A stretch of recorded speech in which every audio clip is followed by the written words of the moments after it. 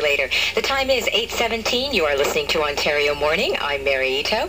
And it's fairly common for big American films to shoot in small-town Ontario. But in the summer of 1957, it was unique. That was when Hollywood actors and camera crews descended on Markdale near Owen Sound to shoot a Western.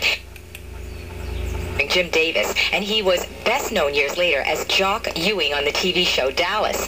Well, Wolf Dog bombed at the box office. Over the past 50 years, copies of the film all but vanished until today, where it will be shown again in Markdale, where it was shot decades ago. One of the people behind the screening is local resident Ron Wyvill. In 1957, he was just 14 years old. He appeared as an unpaid extra in the movie, and we reached him this morning at his home. Good morning. Good morning, Mary. So tell us, why are you showing this film today? Well, there's probably two good reasons. One, I started looking for this film many years ago, thinking that it would be a great historical collector's item for the village of Markdale, because it shows some of the old buildings, some of which aren't there anymore, and some of which have changed dramatically over the years. And also the locals in the background of that 50 years ago, 50 years ago.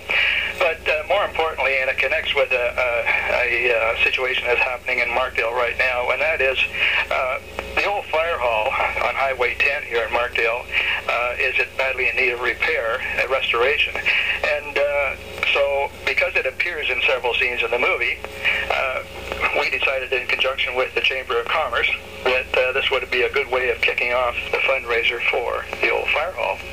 So Ron, let's be honest here. Outside of your stellar role as an extra in the movie, just how bad is this film?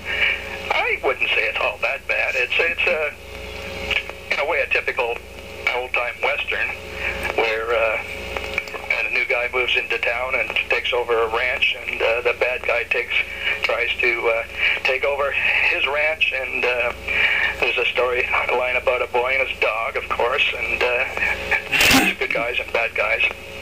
It's kind of a fun movie. And I'm curious to know where you located a copy of this movie, because I thought that, almost all of them had virtually vanished. Well, that's true. As a matter of fact, the only copies we could find, and I have to give credit to my partner in this, Jeff Wilson. I shared the information that I'd found about the movie with Jeff, and Jeff hadn't even been born when this movie was filmed, but he learned about it from his parents, I understand.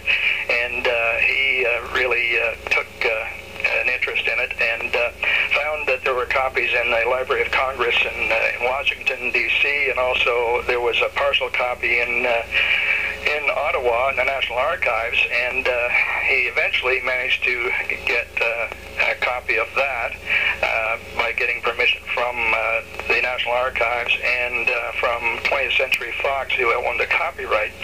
He also found a bad copy on eBay, and he managed to splice that into the good copy, what was left of it, from the National Archives. And that's sort of how it came together about 2 years ago, I believe. And we now have a copy, which we'll go 3 times today. Now, you were only 14 years old in 1957 when the movie was made, and you were an extra. How did that happen? Well, I grew up on a farm a couple of miles outside of Markdale, and after I got the chores done on a hot summer day in 1957, I biked into Markdale to go swimming in the old swimming hole in Rotary Park, and I discovered there was a carnival-like atmosphere here in Markdale, and investigating further, I discovered a movie was being filmed, so I managed to get into Markdale for the next 3 or 4 days, and did appear in one scene, but it was pretty exciting times. You appeared in one scene, so what were you doing? I was just an observer of a dogfight, as a matter of fact. What do you remember about this big Hollywood movie coming to Markdale? Well, I guess one of the things was meeting Jim Davis, a star, and getting an autograph from him. Unfortunately, that autograph has long since disappeared. I guess I just remember the crowds and the excitement, and I remember the crew buying ice cream for all the extras one day when it was extremely hot. But it was just an exciting time in the life of a 14-year-old, I guess. Mm-hmm. Now, you were saying earlier that, that this isn't too bad as Westerns go. So if you were a movie critic, how would you rate this? How many stars would you give it? Let's see, how does that star rating go? 4 well, stars? Let's say 4. 4 is excellent. 4 is excellent. Well, I'd probably give it 1.5 to 2. 1.5 to 2.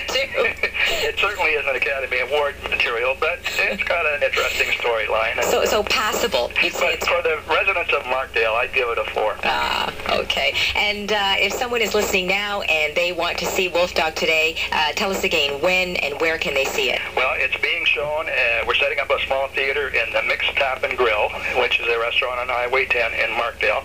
And we're showing it at 3 o'clock this afternoon, again at 6 o'clock, and then again at 9 o'clock. Great. Thanks so much for joining us, and good luck with the showing today. Well, thank you very much, and thanks for calling, Mary. Okay, Ron. Bye-bye. Bye-bye.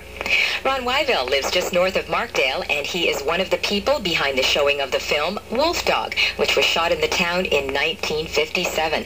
Again, it will be shown today at 3, 6, and 9 p.m. at the Mix Tap and Grill in Markdale. It's 8:23.